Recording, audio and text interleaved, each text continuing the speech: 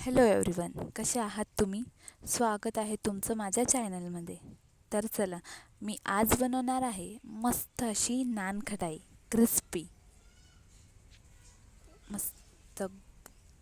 तर त्यासाठी मी 2 वाटी मैदा, 1 वाटी पिठी साखर, 1 वाटी तूप, 1 वाटी बेसन, अर्धी वाटी रवा, बेकिंग सोडा, बेकिंग पावडर, थोडं मीठ, इलायची वगैरे इत्यादी साहित्य घेतलं आहे.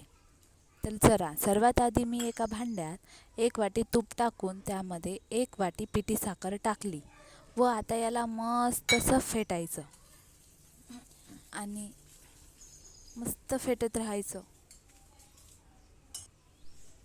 बघू शकता, मी तरी अर्धा तास तर मस्त फेटलं. जेवढं छान फेटलं ते सर्व मस्त एक जीव होऊन जाते तूप आणि साखर. ते फेटून झालं की त्यामध्ये आपण टाकू 2 वाटी मैदा. बघा, मस्त 2 वाटी मैदा टाकला. आता याला चम्मचनी फिरवण्याऐवजी मस्त हाताने फिरवून घ्यायचं. मग टाकायचं बेसन, रवा व इलायची पावडर आणि आता याला मस्त फिरवायचं. बेकिंग सोडा, बेकिंग पावडर टाकून मस्त फिरवायचं.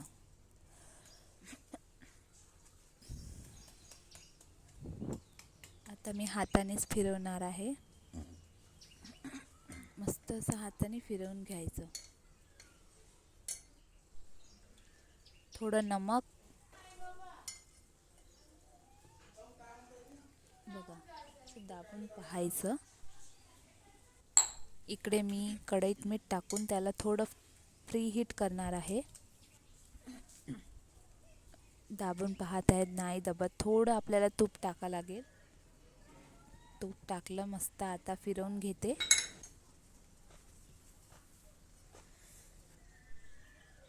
आता जमतं. आता मस्त एका चम्मचनी एकाच आकाराचे छान छोट्या छोट्या गोल गोल करून ठेवते. त्याच्यावरती छान एक दोन बदामाचे तुकडे लावायचे. बघू शकता, मस्त. आणि ठेवून द्यायचे बटर पेपरवर.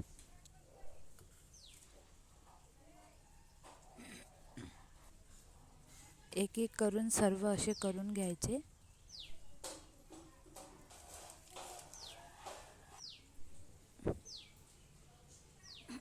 तिकडे मी कढईत मीठ टाकून ते थोडं गरम केलं आहे, म्हणजे प्री हीट करून घेतलं.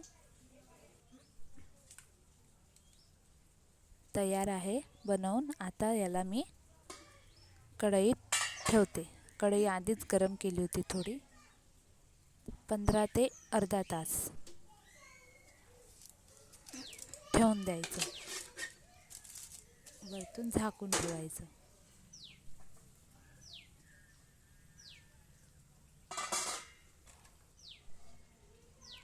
बघा, अर्ध्या तासानंतर वा, मस्त अशी नानखटाई तयार. एवढी मस्त झाली ना. व्हिडिओ जर तुम्हाला आवडला असेल तर प्लीज सबस्क्राईब करा आणि कमेंट्स पण करा, आवडला का नाही तर. ठीक आहे, थँक्यू.